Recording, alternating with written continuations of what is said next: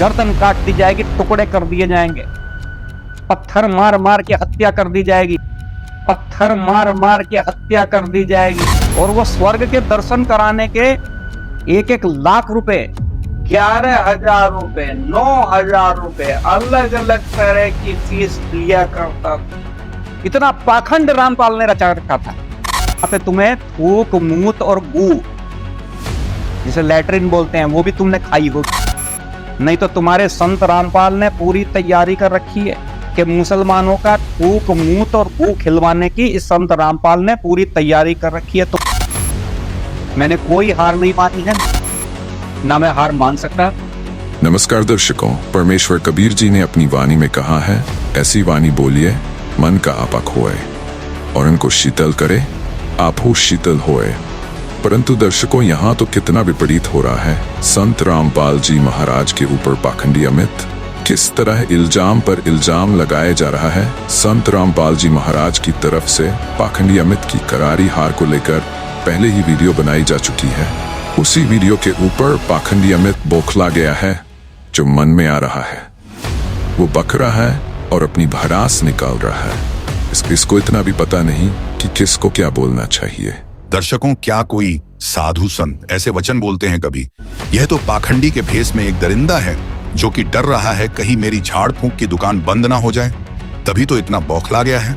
अरे भाई आचार्य अमित, तेरे आग लगनी ही चाहिए, क्योंकि परमात्मा का ज्ञान ही ऐसा है। तू परमात्मा का ज्ञान समझ और फिर प्रमाणों के साथ बात कर। इन 2-3 मिनट की वीडियो बनाने से तू क्या ही कर लेगा? हमने तो तेरे ऊपर कई घंटों का वीडियो बना रखी है और कितने ही लोगों ने उस वीडियो को देखा है, और हार तो तेरी कब की हो चुकी है। मानना या नहीं मानना अब तेरी मर्जी है। संत रामपाल जी महाराज के शिष्यों को तूने क्या समझ कर रखा है? संत रामपाल जी महाराज के शिष्य देश ही नहीं देशों में भी है। संत रामपाल जी महाराज का कोई भी शिष्य बीड़ी, सिगरेट, तंबाकू, मांस, मदिरा, इन सभी बुराइयों से कोसों दूर है। क्या तूने कभी बोला है अपनी वीडियो में? संत रामपाल जी महाराज कितने ही दहेज मुक्त विवाह करवा चुके हैं। संत रामपाल जी महाराज गरीबों को, बाढ़ पीड़ितों को भोजन भंडारा करवाना, राहत सामग्री पहुंचाना, निशुल्क भंडारे करवाना, ब्लड डोनेट करवाना, देह दान करवाना, निशुल्क चिकित्सा शिविर लगवाना, ऐसे कहीं अनेकों परोपकार के कार्य करते रहते हैं। और तो और संत रामपाल जी महाराज के शिष्यों के इंटरव्यू भरे पड़े हैं यूट्यूब पर। किसी को क्या बीमारी थी तो किसी को क्या बीमारी, सारी बीमारियां छूमंतर हो गई केवल नाम दीक्षा लेने से और सद्भक्ति करने से। फिर भी तू ऐसे महान संत को इतना बुरा भला कह रहा है। तुझे तो शर्म आ जानी चाहिए, एक संत की निंदा करते हुए, जो तूने कभी बोला है अपनी वीडियो में। और तू सरेआम एक सच्चे संत पर इल्जाम लगाया जा रहा है। अभी भी समय है, संत रामपाल जी महाराज से माफी मांग ले, नहीं तो कार्यवाही के लिए तैयार रहो। संत रामपाल जी महाराज कभी भी अपने शिष्यों को यह नहीं कहते कि तुम लड़ाई झगड़ा करो। शायद इसी बात का तू फायदा उठा रहा है। पाखंडी अमित, अभी भी समय है, जल्दी आजा परमात्मा की शरण में। और सुन, यम के दूत करेंगे तेरी पिटाई, तू नहीं सहन कर पाएगा मार। जल्दी ले ले शरण परमात्मा की, नहीं तो पछताएगा बार बार। स्वयं हनुमान जी कबीर परमात्मा के शिष्य थे, लेकिन ये अमित आचार्य कबीर परमात्मा के बारे में अपशब्द बोलकर समाज में दंगे भड़काने का काम कर रहा है। दर्शकों, ये अज्ञानी महंत कबीर परमात्मा की एक वाणी दिखाते हुए कह रहा है कि कबीर जी ने अपने आप को राम का कुत्ता कहा है, और संत रामपाल जी महाराज उस कबीर की पूजा करते हैं जो राम का कुत्ता है। इसका ये भी कहना है कि कबीर अपने आप को निराकार राम का कुत्ता कहता है। यानी यदि भगवान निराकार है तो फिर कबीर कुत्ता किसका हुआ? इसलिए कबीर बिना सोचे समझे बातें बोलता था, उसको ज्ञान नहीं था। इस प्रकार की बकवास बातें करके ये दुष्ट व्यक्ति केवल अपनी खींच उतार रहा है, क्योंकि इसके पास संत रामपाल जी महाराज के ज्ञान का कोई जवाब नहीं है। दर्शकों, ये महंत अमित बालाजी धाम का पुजारी है, जो केवल झाड़ फूंक करके जनता को गुमराह करता है और अपनी रोजी रोटी चलाता है। दर्शकों, इस अज्ञानी ने जो भी बातें की वो कोरा अज्ञान है, जिससे इसकी बुद्धि के स्तर का पता चल रहा है। इस अज्ञानी को आध्यात्मिक ज्ञान का कख भी नहीं पता। दर्शकों, अगर ये अज्ञानी कबीर साहिब जी से ठीक से परिचित होता तो इतनी बकवास कभी नहीं करता। इसको नहीं पता कि कबीर जी पूर्ण परमात्मा थे। उन्होंने जो भी वाणियां बोली उन पर तुम जैसे आचार्य आज पीएचडी कर रहे हैं। आज पूरी दुनिया उनकी वाणियों पर रिसर्च कर रही है। ये अज्ञानी महंत कबीर साहिब जी की विषय में तो बाद में जानेगा, इसे तो अपने इष्ट देव यानी हनुमान जी के विषय में भी कुछ नहीं पता। दर्शकों, इस अज्ञानी ने जो व्यंग कसा है कि कबीर तो अपने आप को राम का कुत्ता कहता है और तुम उसकी पूजा करते हो, उसको परमात्मा बताते हो, तो इसकी इस बात का जवाब हम रामचरितमानस से ही देंगे। दर्शकों, रामचरितमानस के सुंदरकांड का दोहा नंबर 6 की चौपाई नंबर 3 और 4 तथा दोहा नंबर 7 को विस्तार से देखते हैं। रामचरितमानस के सुंदरकांड का दोहा नंबर 6 की चौपाई नंबर 3 में कहा है कि जहाँ रघुबीर अनुग्रह कीन्हा, तो तुम्ह मोहि दरसु हठि दीन्हा, सुनहु विभीषण प्रभु कै रीति, करहिं सदा सेवक प्रीति। भावार्थ है कि जब श्री रघुवीर ने कृपा की है तभी तो आपने मुझे हठ करके दर्शन दिए हैं। हनुमान जी ने कहा, हे विभीषण जी, सुनिए, प्रभु की यही रीति है कि वे सेवक पर सदा ही प्रेम किया करते हैं। अगली चौपाई यानी रामचरितमानस के सुंदरकांड का दोहा नंबर 6 की चौपाई नंबर 4 में कहा है कि कहु कवन में परम कुलीना, कपि चंचल सभी विधिहीना, प्रात ले जो नाम हमारा, तेहि दिन ताहि न मिलय हारा। भावार्थ है कि हनुमान जी विभीषण जी से कह रहे हैं कि भला कहिए, मैं ही कौन बड़ा कुलीन हूँ, जाति का छंचल वानर हूँ और सब प्रकार से नीच हूँ। प्रातःकाल जो मेरा नाम ले ले तो उस दिन उसे भोजन न मिले। अब आगे रामचरितमानस के सुंदरकांड के दोहा नंबर 7 में कहा है कि अस मैं अधम सखा सुनु, मोहु पर रघुबीर, कीन्ही कृपा सुमिरि गुण भरे बिलोचन नीर। हे सखा, सुनिए, मैं ऐसा अधम हूँ, पर श्री रामचंद्र जी ने तो मुझ पर भी कृपा ही की है। भगवान के गुणों का स्मरण करके हनुमान जी के दोनों नेत्रों में प्रेमाश्रुओं का जल भर आया। दर्शकों, रामचरितमानस के इन दोहों व चौपाइयों से स्पष्ट हो जाता है कि हनुमान जी एक सच्चे प्रभु भगत थे और भगत के अंदर आधीनता होनी चाहिए, तभी उसका इष्ट प्रसन्न होता है। अपने इष्ट को प्रसन्न तथा खुश करने के लिए ही तो साधना की जाती है। हम इस अज्ञानी महंत अमित जैसे नहीं हैं, जो इन चौपाइयों को पढ़कर हनुमान जी का मजाक उड़ाने लग जाएं। जिस प्रकार इस महंत अमित जी ने कबीर परमात्मा का मजाक उड़ाया है, ये इसकी अज्ञानता और बुद्धि के स्तर को दर्शाता है। दर्शकों, जिस प्रकार हनुमान जी ने इन चौपाइयों में ये बताया है कि एक भक्त को कैसे रहना चाहिए, उसका कैसा भाव होना चाहिए, ठीक इसी प्रकार परमात्मा कबीर जी ने भी हम सबको एक परम भक्त का अभिनय करके दिखाया है।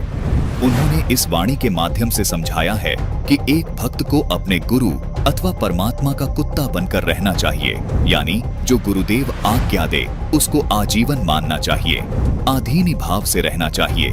केवल तभी मैं अर्थात आदि राम आपको मोक्ष दे पाऊंगा। अब इस अज्ञानी महंत को कौन समझाए कि कबीर साहिब जी ने जो लाखों वाणियां बोली है वो अपने लिए नहीं बल्कि आम मानव समाज के लिए बोली हैं। आइए अब आपको कबीर परमात्मा जी की कुछ वाणियां दिखाते हैं, जिन्हें देखकर भक्त समाज स्वयं निर्णय करे कि ये वाणियां कबीर साहिब जी ने अपने लिए बोली है या आम मानव के लिए। अवधू अविगत से चल आया, कोई मेरा भेद मर्म नहीं पाया, न मेरा जन्म न गर्भ बसेरा, बालक बन दिखलाया। काशी नगर जल कमल पर डेरा, तहां जुलाहे ने पाया। माता पिता मेरे कछु नाही, ना मेरे घर दासी। जुल्हे का सुल्तान कहाया, जगत करे मेरी हांसी। पांच तत्व का धड़ नहीं मेरा, जानू ज्ञान अपारा। सत्य स्वरूपी नाम साहिब का, सो है नाम हमारा। अधर दीप गगन गुफा में, तहां निज वस्तु सारा। ज्योति स्वरूपी अलख निरंजन भी, धरता ध्यान हमारा। हाड़ चाम लहू नहीं मोरे, जाने सत्य नाम उपासी। तारण तरण अभय पद दाता, मैं हूं कबीर अविनाशी। इन वाणियों में कबीर परमात्मा ने स्पष्ट कर दिया है कि मेरा भेद किसी को नहीं पता, कि मैं ही पूर्ण परमात्मा हूँ। मेरा कभी जन्म नहीं होता, मैं अजन्मा हूँ। मेरे कोई माता पिता नहीं है, मैं केवल लीला करने के लिए काशी में लहर तारा तालाब पर कमल के फूल पर प्रकट हुआ हूँ और एक जुलाहा दंपत्ति मेरे लालन पालन की सेवा कर रहे हैं। जिस कारण से ये लोग मुझे न पहचान कर केवल एक साधारण जुलाहा मानते हैं। जो सत्य स्वरूपी राम है, यानी जो पूर्ण परमात्मा है, वो मैं ही हूँ। कबीर परमात्मा ने अपनी वाणियों में ये भी बोला है कि दुख में सुमरण सब करें, सुख में करे ना कोई। जो सुख में सुमरण करे तो दुख काहे को होए। फिर कहा है कि कबीर सुख में सुमरण किया नहीं, फिर दुख में करते याद। कहत कबीर उस दास की, कौन सुने फरियाद। कबीर साहिब जी ने कहा है, कबीर मानुष जन्म दुर्लभ है, मिले न बारंबार, तरुवर से पत्ता टूट पड़े, बहुर न लागे डार। राम राम सब जगत बखाने, आदि राम कोई बिरला जाने। हम ही अलख अल्लाह हैं, कुतब गौ सरु पीर, गरीब दास खालिक धनी, हमरा नाम कबीर। दर्शकों, अब हम इस महंत अज्ञानी से ये पूछना चाहेंगे कि क्या आपने कबीर साहिब जी की ये सब वाणियां नहीं पढ़ी? क्या ये सब वाणियां कबीर परमात्मा ने अपने लिए बोली है? दर्शकों, कबीर साहिब जी ने जो बात कही है कि कुत्ता हूं भगवान का, मोतिया मेरा नाम, गले प्रेम की जेवड़ी, जहां खींचो वहां जाऊं, इसका भावार्थ ये है कि हर भक्त का भगवान के प्रति यही भाव होना चाहिए कि जिस प्रकार एक कुत्ते का मालिक अपने कुत्ते को जैसे भी रखता है, जो भी खाने को देता है, वो कुत्ता वैसे ही रहता तथा खाता है। ठीक इसी प्रकार भक्त को भी परमात्मा पर इतना विश्वास होना चाहिए कि परमात्मा जैसे भी रखेंगे मैं वैसे ही रहूंगा और अधीन होकर भक्ति करूंगा। कबीर परमात्मा ने अपनी वाणी में कहा है कि जो राखो त्यों ही रहूं, मेरा क्या चारा, खाने जात गुलाम तुम्हारा, राजक रमता राम की, रजा धरे जो शीश, दास गरीब अर्श कुरश, तिन भेंटे जगदीश। यानी परमात्मा की रजा में चलना पड़ेगा, उनके आदेश में, उनकी मर्यादा में रहकर आधीन भाव से भक्ति करनी पड़ेगी, तभी परमात्मा की प्राप्ति हो सकती है।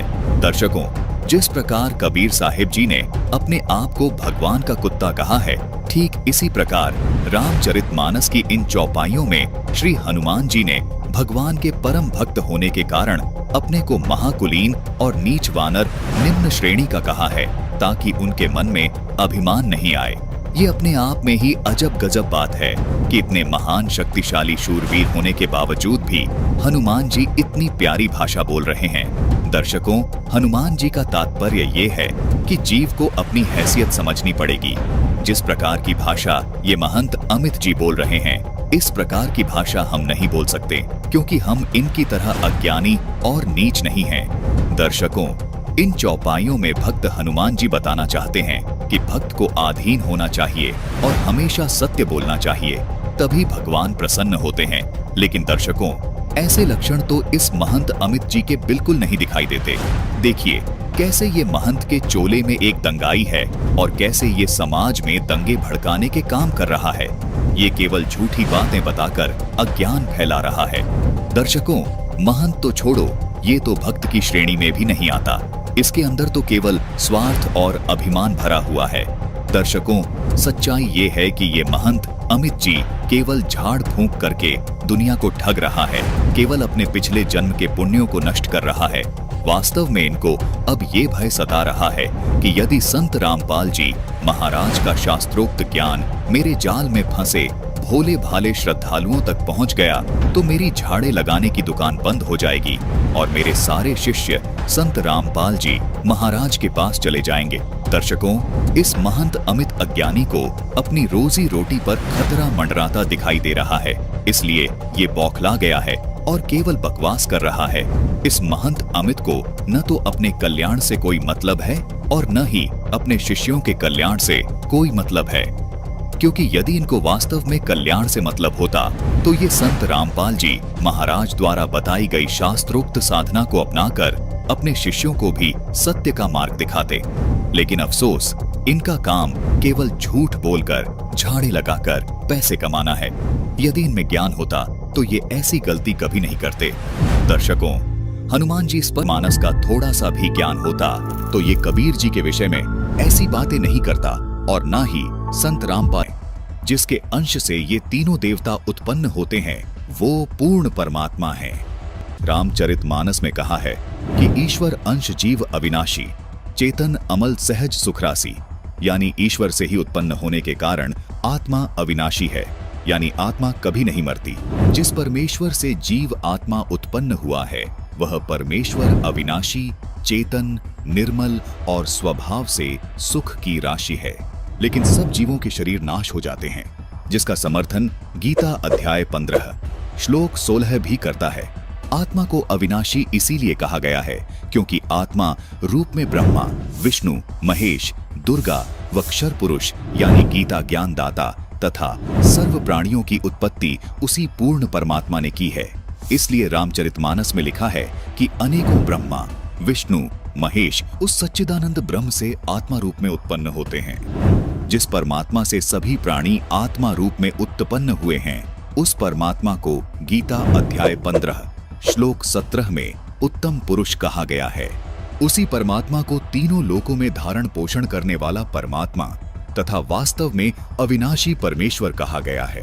गीता अध्याय 4 श्लोक 5 और 9 में तथा गीता जी अध्याय 2 श्लोक 12 में तथा गीता अध्याय 10 श्लोक 2 में गीता ज्ञान दाता यानी क्षर पुरुष ने अपने आप को नाशवान कहा है तथा स्वीकार किया है कि अर्जुन मेरे और तेरे बहुत जन्म हो चुके हैं, उनको तू नहीं जानता, मैं जानता हूँ।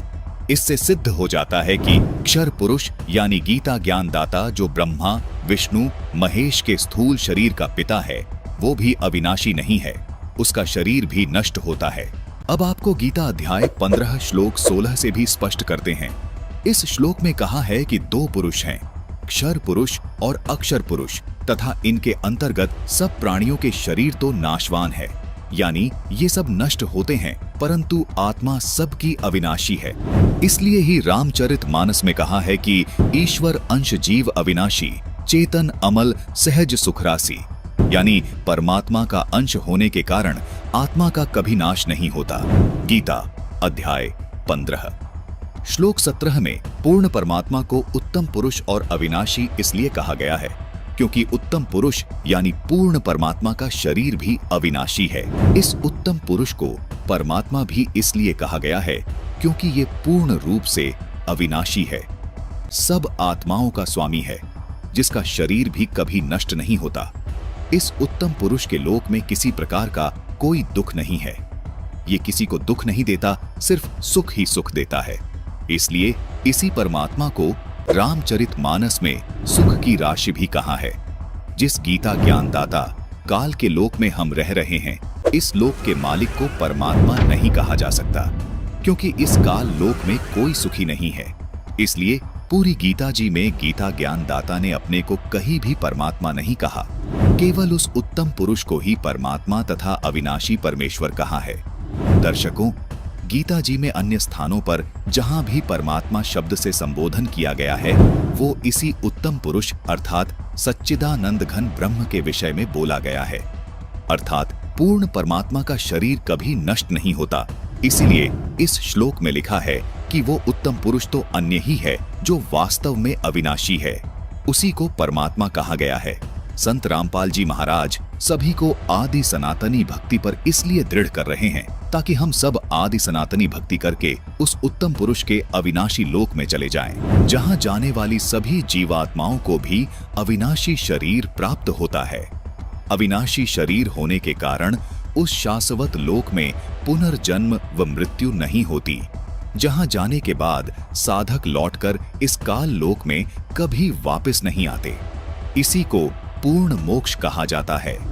गीता अध्याय 18 श्लोक 62 में गीता ज्ञान दाता इसी अविनाशी लोक की बात कर रहा है। यही वो शाश्वत यानी सदा रहने वाला स्थान सतलोक है, जहां जाने के बाद साधक इस संसार में यानी इस क्षर पुरुष गीता ज्ञान दाता जो ब्रह्मा, विष्णु, महेश के स्थूल शरीर का पिता है, इस ब्रह्म के लोक में लौटकर कभी वापस नहीं आते। उस सनातन परम धाम यानी सतलोक में जाने के बाद ही आत्मा को अविनाशी शरीर प्राप्त होता है, जिस शरीर का कभी नाश नहीं होता। उस परम धाम यानी सतलोक में वृद्ध अवस्था नहीं होती, वहां शरीर सदा ही युवा रहता है, किसी के शरीर की मृत्यु नहीं होती, वहां आत्मा को हमेशा के लिए अमर शरीर प्राप्त होता है। इसी को पूर्ण मोक्ष कहते हैं। क्योंकि गीता ज्ञानदाता ने गीता अध्याय 18 के श्लोक 62 में कहा है कि हे अर्जुन, तू सर्व भाव से उस परमात्मा की शरण में जा, उस परमात्मा की कृपया से तू परम शांति और सनातन परम धाम को प्राप्त होगा।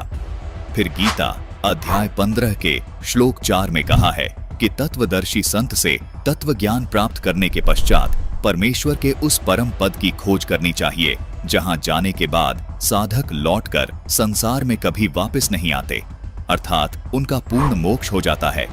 दर्शकों, वो सनातन परम धाम यही सतलोक है जिसको संत रामपाल जी महाराज ने सृष्टि रचना नामक वीडियो में बहुत ही विस्तार से समझाया है। इस वीडियो का लिंक हमने डिस्क्रिप्शन बॉक्स में दे दिया है। जब ये महंत अमित शास्त्रों को ही समझने में असमर्थ है तो परमात्मा कबीर जी ने जो कि क्या यह तीनों देवता अविनाशी हैं भी या नहीं, आइए आपको देवी भागवत पुराण से प्रमाण दिखाते हैं कि इन तीनों देवताओं की जन्म और मृत्यु होती है, ये अविनाशी नहीं है। ये है संक्षिप्त देवी भागवत, जिसके पेज 138 पर विष्णु भगवान देवी दुर्गा से कहते हैं कि तुम शुद्ध स्वरूपा हो। यह सारा संसार तुमसे उद्भासित हो रहा है। मैं यानी विष्णु, ब्रह्मा और शंकर तुम्हारी कृपया से विद्यमान है। हमारा तो आविर्भाव यानी जन्म, तिरोभाव यानी मृत्यु हुआ करता है। केवल तुम ही नित्य हो, जगत जननी हो, प्रकृति और सनातनी देवी हो। दर्शकों, ये प्रकृति शब्द भी आप ध्यान में रखना। प्रकृति इसी दुर्गा को कहते हैं। ये हम आपको आगे चलकर गीता जी से प्रमाणित करेंगे। दर्शकों, इस लेख से ये बात स्पष्ट हुई कि तीनों देवता ब्रह्मा, विष्णु और शिव नाशवान हैं और उनकी माता देवी दुर्गा हैं। आगे भगवान शिव यानी शंकर जी देवी दुर्गा को कहते हैं कि हे देवी, यदि महामाण सहित दिखाते हैं। ये है श्रीमद् देवी भागवत, जिसके प्रकाशक हैं हनुमान प्रसाद पोदार, चिमनलाल गोस्वामी, जिसके तीसरे स्कंद के पृष्ठ 130 पर नारद जी व्यास जी से कहते हैं, व्यास जी, प्राचीन समय की बात है, यही संदेह मेरे हृदय में भी उत्पन्न हो गया था। तब मैं अपने पिता अमित तेजस्वी ब्रह्मा जी के पास गया और उनसे इस समय जिस विषय में तुम मुझसे पूछ रहे हो उसी विषय में मैंने पूछा। मैंने कहा, पिताजी, यह संपूर्ण ब्रह्मांड कहां से उत्पन्न हुआ है? ब्रह्मा जी ने कहा, बेटा, मैं इस प्रश्न का क्या उत्तर दूं? यह प्रश्न बड़ा जटिल है। महाभाग, तुम भगवान विष्णु से इसका समुचित समाधान पा सकते हो। दर्शकों, यहां ब्रह्मा जी के ये वचन सुनने के बाद आप सोच रहे होंगे कि भगवान विष्णु जी को सृष्टि रचना की संपूर्ण जानकारी होगी। आपके इस सवाल का जवाब भी इसी लेख में स्वतः मिल जाएगा। धैर्यपूर्वक पढ़िए व सुनिए। देखिए ब्रह्मा जी आगे अपने पुत्र नारद जी को क्या बताते हैं। महामते, इस संसार में कोई भी ऐसा रागी पुरुष नहीं है जिसे यह रहस्य विदित हो। जो त्यागी, आकांक्षा रहित एवं ईर्ष्या शून्य है, वही इसके रहस्य को जान सकता है। पूर्व काल में सर्वत्र जल ही जल था। स्थावर जंगम जितने प्राणी हैं, इनमें कोई भी के वशीभूत होकर गाढ़ी नींद में सोए हुए थे। दर्शकों, ब्रह्मा जी की तरह विष्णु जी भी अचेत थे। दुर्गा और काल ने तीनों देव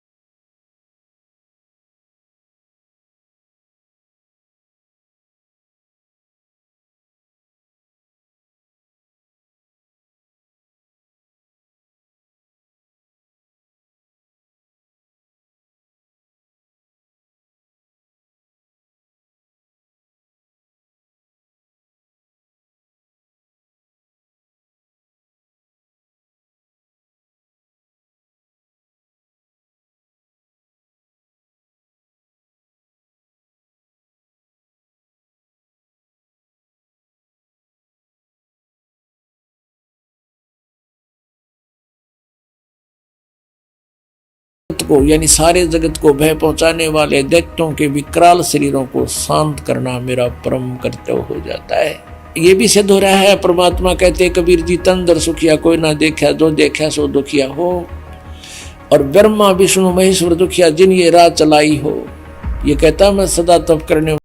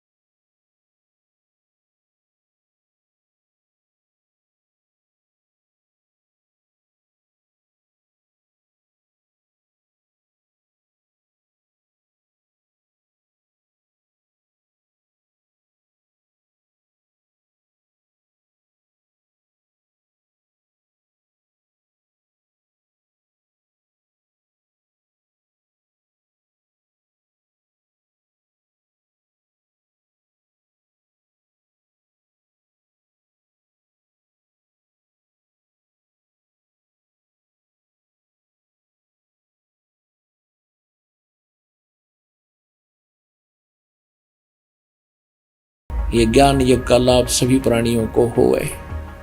तो यहाँ ये स्पष्ट हो गया कि विष्णु जी को ज्ञान नहीं, ब्रह्मा ना पे ज्ञान नहीं, विष्णु तो पूछे, नारद ने ज्ञान नहीं और व्यास जी को ज्ञान नहीं। दर्शकों, संत रामपाल जी महाराज ने अपने सत्संग प्रवचनों में बड़े ही सटीक प्रमाणों के साथ ये सिद्ध कर दिया कि भगवान कृष्ण जी उर्फ विष्णु जी खुद ब्रह्मा जी से वार्ता के दौरान ये स्वीकार कर रहे हैं कि हे ब्रह्मा जी, मुझे तो सब प्रकार से देवी दुर्गा के अधीन रहना पड़ता है। मेरी जानकारी में देवी दुर्गा से ऊपर कोई भगवान नहीं है। इससे सिद्ध होता है कि भगवान विष्णु जी उर्फ कृष्ण जी पूर्ण परमात्मा नहीं है। तो अब सवाल ये है कि क्या देवी दुर्गा जी सर्व सृष्टि की रचनहार हैं? क्या देवी दुर्गा जी ही पूर्ण परमात्मा है?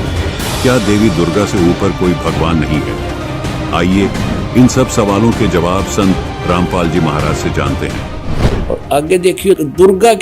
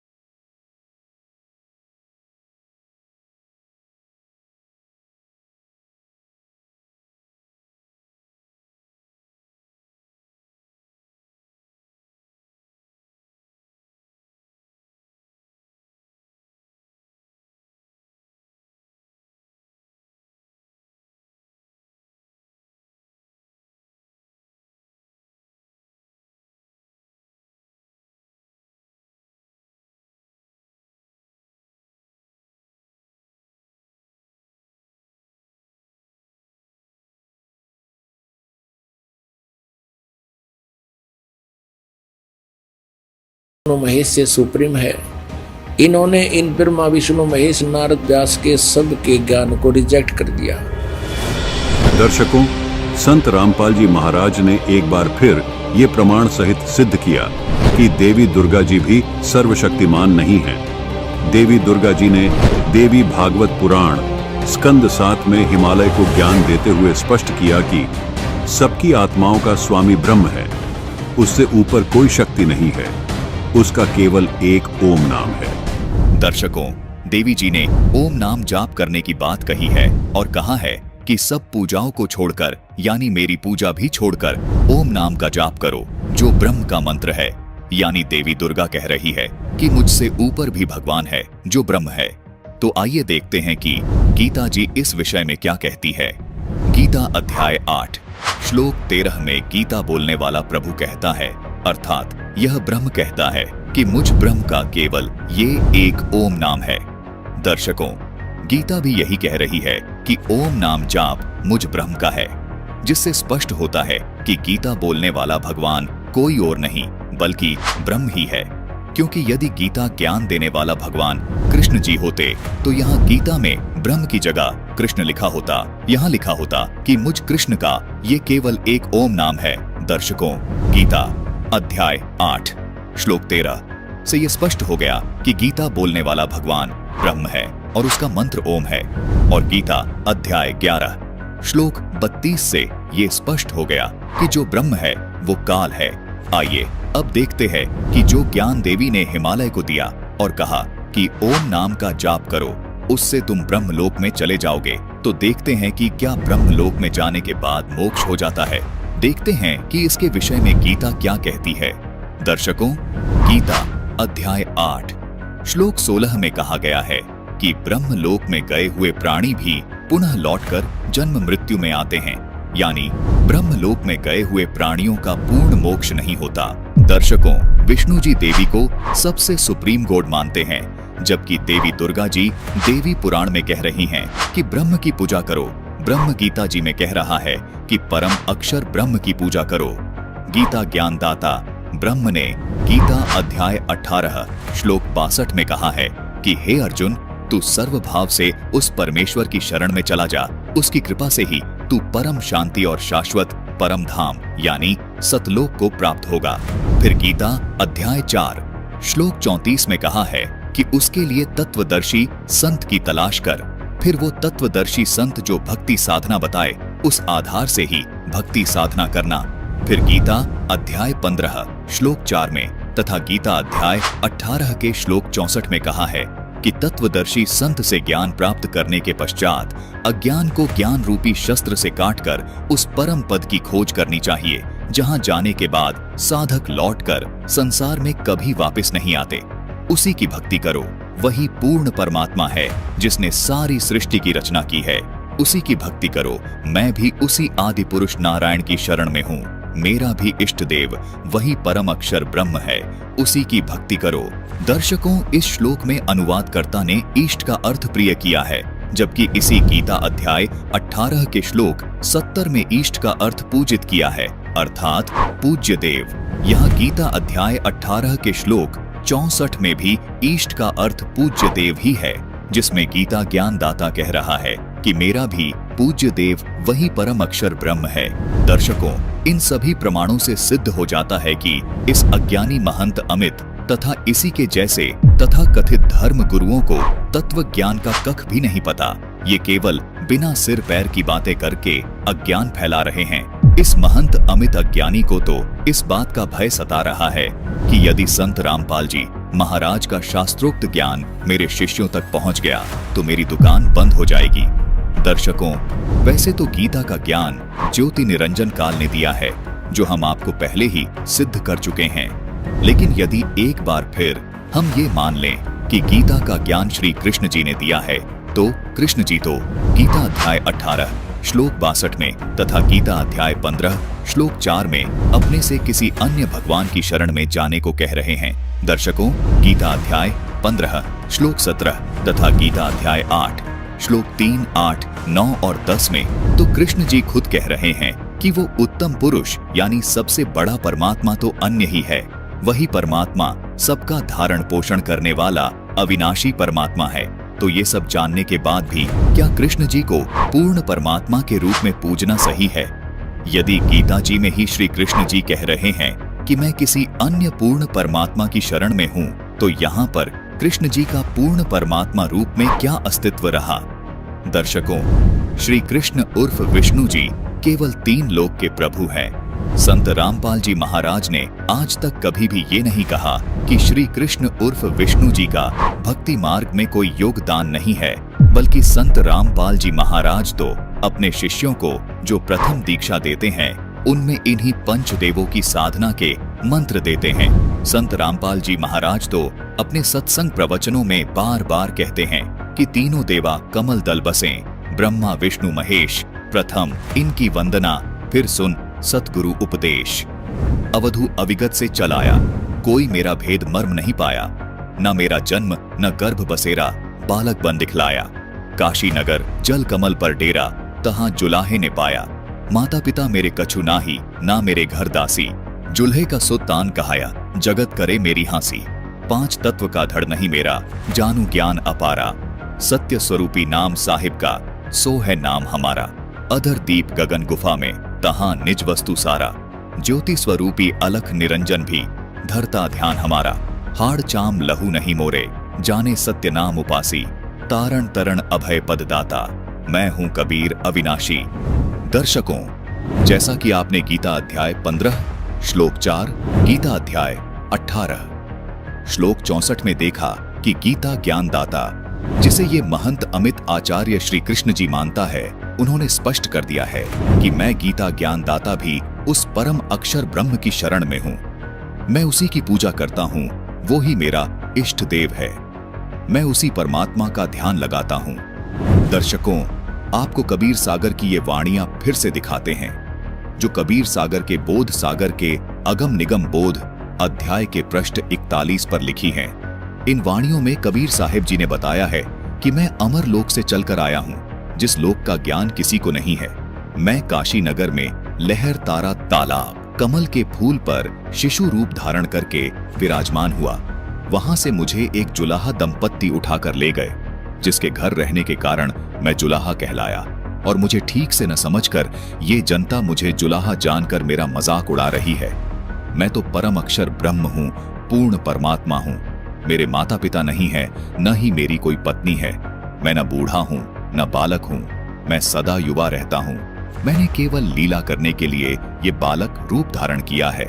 मेरा शरीर 5 तत्व का बना हुआ नहीं है। मेरे शरीर में हाड़ मांस लहू नहीं है।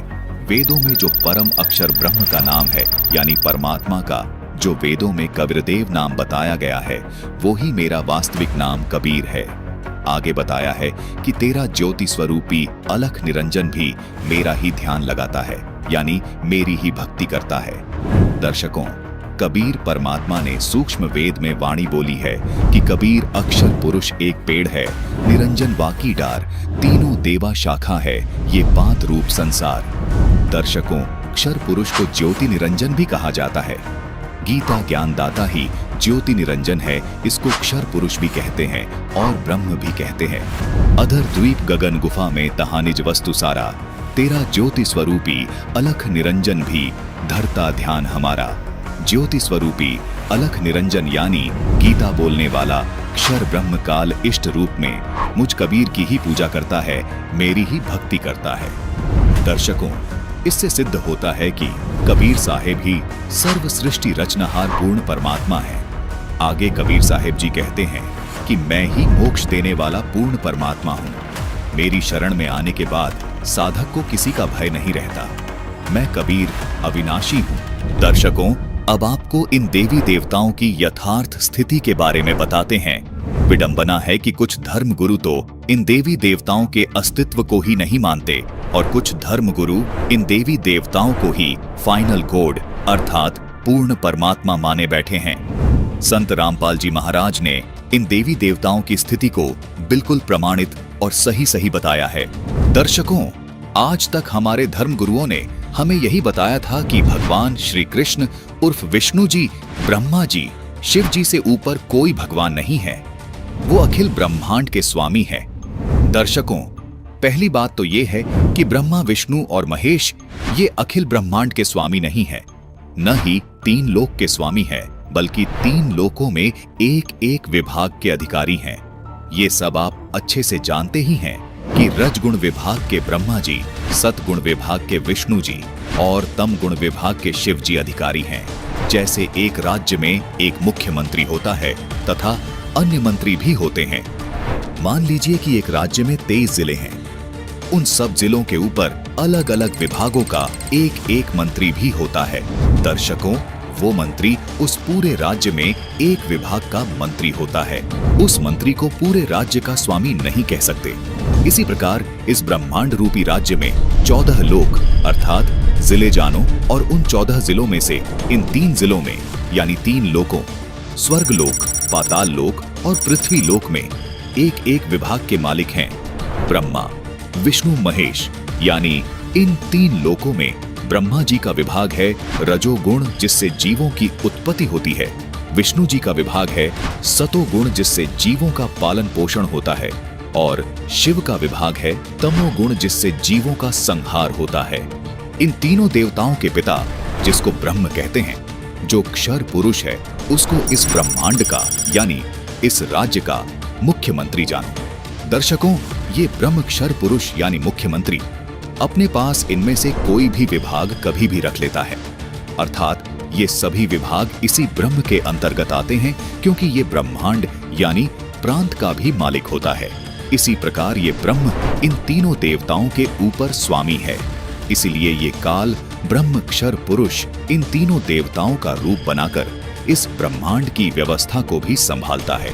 यही काल ब्रह्म कभी विष्णु का रूप बनाकर, तो कभी शिव का रूप बनाकर, कभी ब्रह्मा का रूप बनाकर इस ब्रह्मांड में मौजूद 14 लोकों की व्यवस्थाएं संभालता है। जबकि ब्रह्मा, विष्णु, महेश केवल तीनों लोकों में एक एक विभाग की व्यवस्था संभालते हैं। हमारे धर्मगुरु गलतफहमी के कारण विष्णु जी को सर्वेस्वा मानकर ये धारणा बनाकर बैठे थे कि विष्णु ही शिव बन जाता है, विष्णु ही ब्रह्मा बन जाता है। कभी शिव के बारे में ये धारणा बना लेते थे कि शिव ही ब्रह्मा बन जाता है, शिव ही विष्णु बन जाता है। कहते थे कि ये तीनों देवता एक ही हैं, इनमें कोई फर्क नहीं है।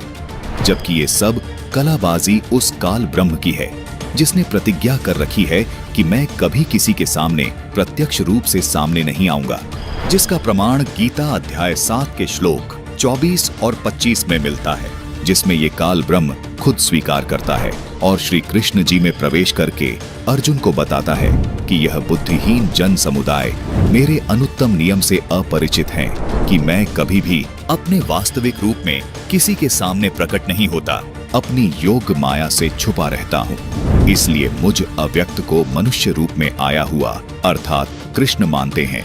अपने इस अनुत्तम नियम के कारण ही ये अपने पुत्रों का रूप बनाकर इन 14 लोकों में सब कार्य करता है। काल ब्रह्म ने अव्यक्त रहने की प्रतिज्ञा कब और क्यों की, ये तत्व ज्ञान केवल संत रामपाल जी महाराज ने ही प्रमाणित करके बताया है। कृपया संत रामपाल जी महाराज द्वारा बताई गई संपूर्ण सृष्टि रचना की इस वीडियो को अवश्य देखिए, जिसका लिंक हमने डिस्क्रिप्शन बॉक्स में दे दिया है।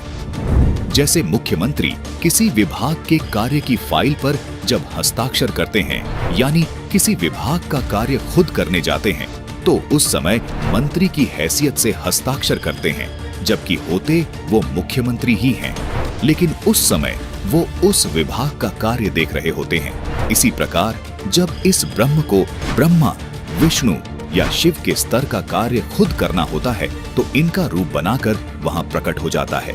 इसके बाद आता है अक्षर पुरुष, जिसको उप प्रधानमंत्री के समान जानो। उसके बाद आते हैं सबसे ऊपर वाले पद पर परम अक्षर ब्रह्म, उनको प्रधानमंत्री जानो। वो सब प्रांतों का स्वामी है और किसी भी राज्य के किसी भी जिले में हस्तक्षेप कर सकता है, अर्थात सब राज्यों का यानी सब लोगों पर ऑल ओवर कंट्रोलर होता है। अगर कोई एक विभाग के मंत्री को प्रधानमंत्री बताए तो ये उसकी नासमझी है।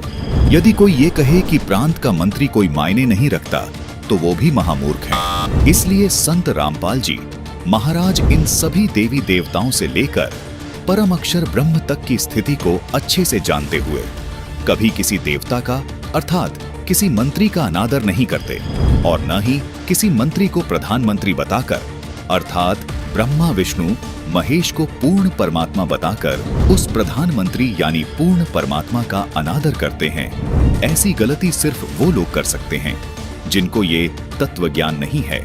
दर्शकों, आपसे पुनः निवेदन है कि इन सभी देवी देवताओं की और पूर्ण परमात्मा की संपूर्ण जानकारी प्राप्त करने के लिए डिस्क्रिप्शन बॉक्स में दिए गए लिंक पर क्लिक करके संपूर्ण सृष्टि रचना वीडियो को अवश्य देखिए। दर्शकों, आप संत रामपाल जी महाराज के प्रवचनों पर न सही, लेकिन अपने पवित्र शास्त्रों को कदापि अनदेखा नहीं कर सकते। ये सभी गूढ़ रहस्य संत रामपाल जी महाराज ने हमारे पवित्र शास्त्रों से ही बताए हैं। दर्शकों, संत रामपाल जी महाराज जिस भी देवी देवता की जितनी शक्ति है सिर्फ उतनी ही बताते हैं। अन्य धर्म गुरुओं की तरह अपनी दुकान चलाने के लिए झूठ नहीं बोलते। संत रामपाल जी महाराज बिल्कुल सत्य ज्ञान देते हैं। जो हमारे शास्त्रों में लिखा है, ये तीनों देव ब्रह्मा विष्णु महेश तो अपना खुद का कर्म भी नहीं काट सकते, तो भक्त का तो कहां से काटेंगे। दर्शकों, आपको इन्हीं के जीवन से उदाहरण देकर समझाते हैं। जैसे श्री विष्णु जी को नारद जी ने श्राप दे दिया था कि जिस तरह मैं स्त्री के वियोग में रो रहा हूं, तू भी इसी प्रकार स्त्री के वियोग में एक पूरा जीवन रोएगा। इसी कारण श्री विष्णु जी को श्री रामचंद्र रूप में जन्म लेना पड़ा और पूरा जीवन पत्नी के वियोग में रहना पड़ा। श्री रामचंद्र जी ने बाली को पेड़ की ओट लेकर मारा था, उसका बदला भी उनको श्री कृष्ण रूप में आकर चुकाना पड़ा। यानी जिस प्रकार भगवान राम रूप में आए श्री विष्णु जी ने बाली को तीर मारकर मृत्यु के घाट उतारा था, उसी प्रकार कृष्ण रूप में आए भगवान विष्णु जी की भी मृत्यु पैर में तीर लगने से ही हुई। और श्री रामचंद्र जी ने भी अपना जीवन सरयू नदी में जल समाधि लेकर समाप्त किया। इन सब बातों से स्पष्ट हो जाता है कि ये तीनों देव यानी ब्रह्मा विष्णु महेश न तो अविनाशी हैं और न ही ये सबके धारण पोषण करने वाले हैं। ये तो जन्मते और मरते हैं। केवल एक कबीर परमात्मा ही हैं जो अजन्मे है और अविनाशी हैं। केवल कबीर परमात्मा ही हैं जो सहशरीर आते हैं और सहशरीर ही चले जाते हैं। उनके जन्म और मृत्यु का कहीं भी कोई प्रमाण नहीं है। ये अमित जैसे अज्ञानी केवल सुनी सुनाई बातों के आधार से ही फिजूल की बातें बनाते हैं। दर्शकों, संत रामपाल जी महाराज अपनी तरफ से कोई भी बात नहीं कहते, केवल शास्त्रों में जो बताया गया है वो ही बताते हैं। दर्शकों, सच तो ये है कि इस अज्ञानी महंत अमित को केवल अपनी दुकान यानी झाड़ फूंक का धंधा बंद होने का डर सता रहा है, जिस कारण से ये बौखला गया है। इन्हें भक्ति और भगवान से कोई लेना देना नहीं है। ये केवल अज्ञान फैलाकर अपनी रोजी रोटी को कायम रखना चाहता है। लेकिन अब इनकी ये दाल नहीं गलेगी, क्योंकि जनता अब शिक्षित है। सबके सामने इनकी पोल खुल चुकी है। ये केवल शास्त्र विरुद्ध साधना करवा के अपने अज्ञान को फैलाकर दुनिया का नाश करना चाहता है। दूसरी ओर संत रामपाल जी महाराज शास्त्रोक्त सत्य भक्ति प्रदान करके दुनिया का उद्धार करना चाहते हैं। संत रामपाल जी महाराज का मिशन है कि 2032 तक पूरे विश्व में सत्य सनातन धर्म स्थापित हो, ताकि पूरे मानव समाज का कल्याण हो सके। दर्शकों, संत रामपाल जी महाराज द्वारा बताई गई आदि सनातनी पूजा की साधना में ही इतनी अजब गजब शक्ति है, जो पूरी मानव जाति के लिए वरदान साबित हो रही है। दर्शकों, जिन लोगों के अनुभव आपको सुनाने जा रहे हैं, उन लोगों के लिए असली संकट मोचक कोई और नहीं बल्कि संत रामपाल जी महाराज ही हैं, जिसकी एक झलक आपके सामने पेश करने जा रहे हैं। वीडियो को अंत तक जरूर देखिएगा। दर्शकों, आपको विश्वास दिलाने के लिए कुछ जीते जागते प्रमाण पेश कर रहे हैं, जिन्होंने संत रामपाल जी महाराज द्वारा बताई गई शास्त्र अनुकूल भक्ति की और परमेश्वर ने उनकी मृत्यु को भी टाल दिया। दोस्तों, आज तक सिर्फ हमने सुना था कि परमेश्वर अंधे को आंख, कोढ़ी को काया, निर्धन को माया और बांझ को पुत्र दे देता है। दोस्तों, ऐसे ऐसे एक नहीं, दो नहीं, बल्कि हजारों प्रमाण हैं जो संत रामपाल जी महाराज के अनुयायियों के जीवन में आप देख सकते हैं। देखिए कैसे एक मुर्दा बच्चा जीवित हुआ। तभी ऐसा हो गया। तो भगजी मैं बहुत दुखी हो गया था। घर में पहले मेरा विरोध करते थे घर वाले कि तू कैसे संत की शरण में चला गया, ऐसा हो गया ऐसा हो गया। तो वो बच्चे की लाश लेकर मैं गया जी, गांव का डॉक्टर है एक, उसके पास गया। उसको मेरा भाई ज़्यादा कहने लग गया कि तू उसके पास ले चल, तो मैं घर से वहाँ ले गया जी उसको। डॉक्टर ने चेक किया जी उसको और कहता कि इसको घर में ले जा, इसमें श्वास नहीं है। और मैं घर में आते आते ऐसे रखा बच्चे को, तो मैंने गुरुजी से अरदास लगाई घर में ही जी। और मैंने कहा कि हे परमात्मा, जब आप मेरी आजू बढ़ा सकते हो, मेरे रोग, ये कैंसर तक का रोग ठीक कर सकते हो मालिक, इसकी भी रक्षा करो दाता, इसकी भी आजू बढ़ाओ। हे परमात्मा, मेरे सतगुरुदेव ने तेरी दया करी मेरे पर।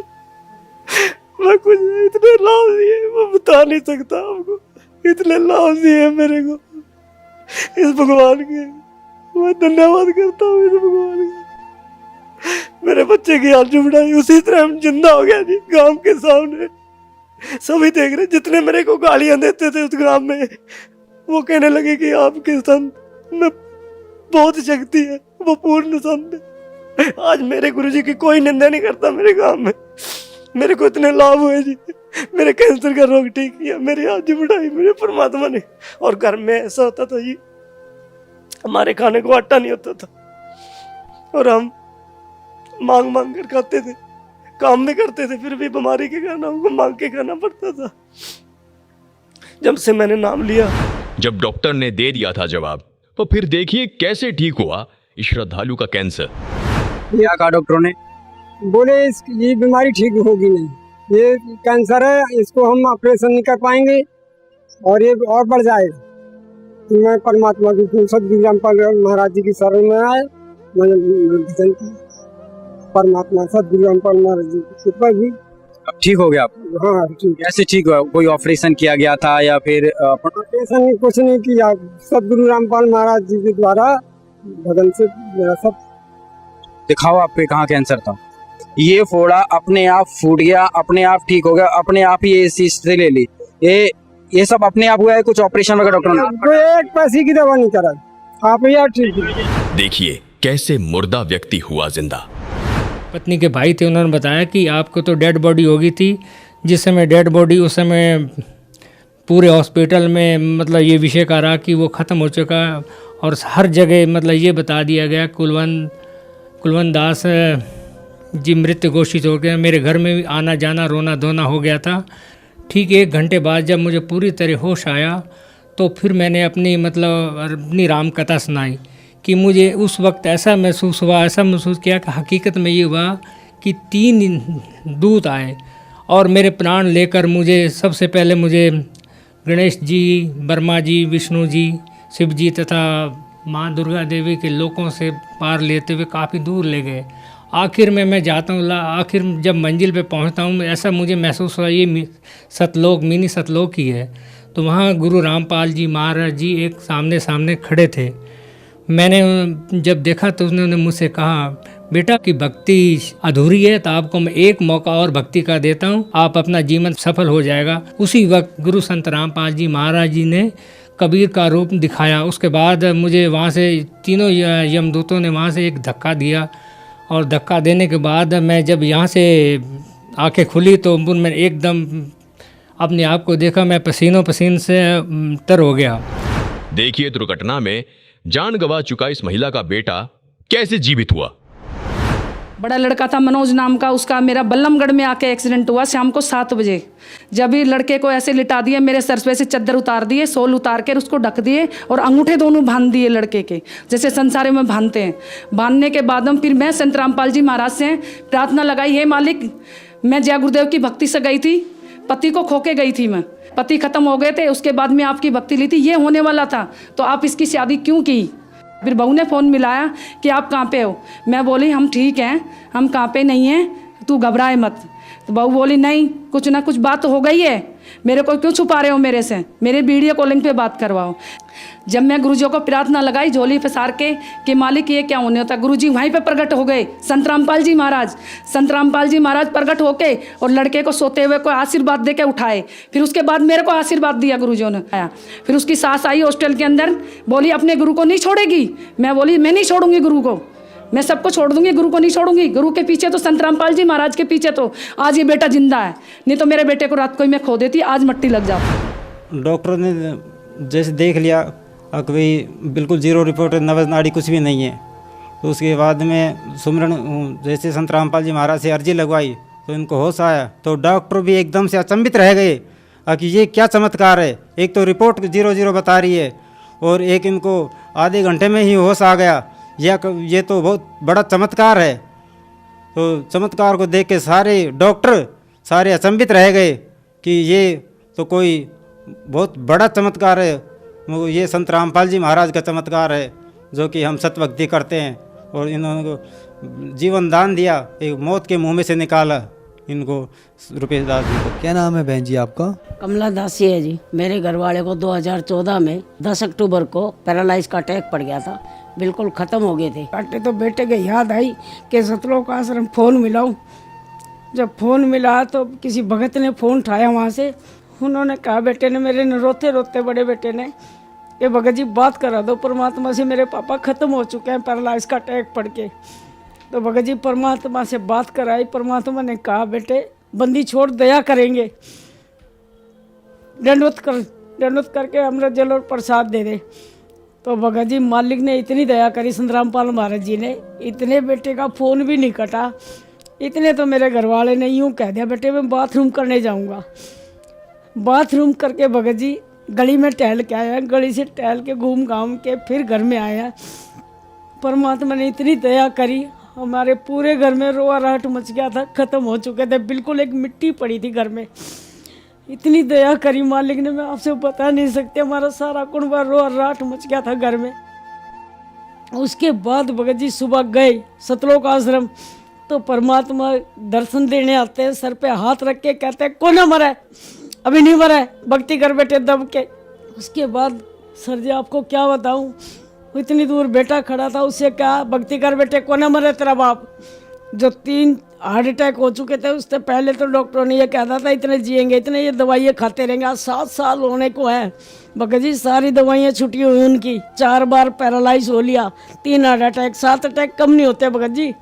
आपको क्या क्या लाभ बताऊं, चौथा अटैक ऐसा पड़ा था दिमाग पे जो याददाश्त ही चली गई थी उनकी। दर्शकों, उदाहरण के लिए अनुयायियों के अनुभव की वीडियो का लिंक आप डिस्क्रिप्शन बॉक्स में देख सकते हैं। दर्शकों, यदि आप भी दुखों से छुटकारा पाना चाहते हो तो आज ही संत रामपाल जी महाराज से निशुल्क नाम दीक्षा लेकर अपना कल्याण करवाएं। अधिक जानकारी के लिए डाउनलोड करें संत रामपाल जी महाराज ऐप। दर्शकों, ये वीडियो संत रामपाल जी महाराज के शास्त्रोक्त ज्ञान और उनके सत्संग प्रवचनों का अंश मात्र है। अधिक जानकारी के लिए संत रामपाल जी महाराज ऐप जरूर डाउनलोड करें। धन्यवाद।